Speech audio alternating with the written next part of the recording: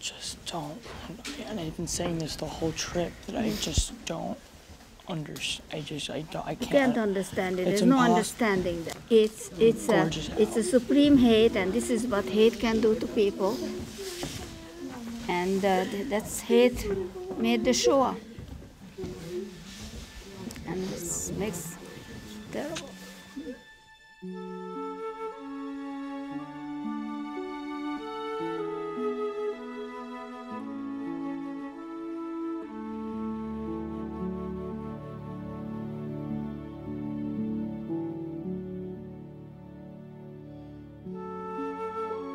First of all, I would really like to thank all these survivors that came with us.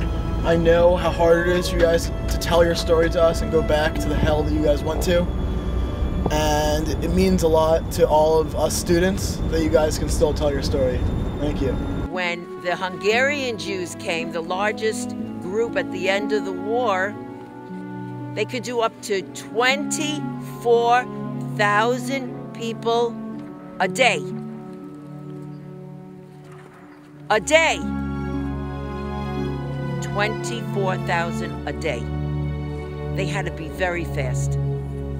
I didn't understand what the word Jewish meant, but I knew because I was Jewish, because I was told, that I was being hunted and I have to be afraid.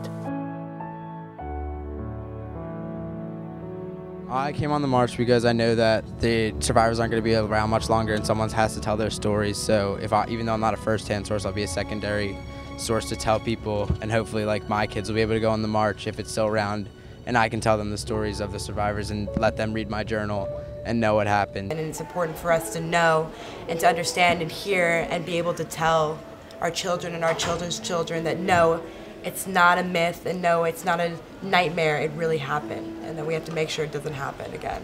My grandfather passed away 5 years ago, and I don't know his story, and I've been so mad at myself because I never took the time to sit down with him like I did with my grandma. And I don't know how many of you are children, like third generation survivors. I know I am on both my grandparents, on my mom's side, and if you do have one still alive, you really need to take the time now. I thought you probably realize that you need to go home and sit with them and take the chance while you have it. I regret we were just walking like animals to the wagons and locked in. I just think this trip has been such an amazing experience. It taught me so much. It taught me to appreciate everything that I have, and it just definitely changed my life forever. There's just no other way to describe it.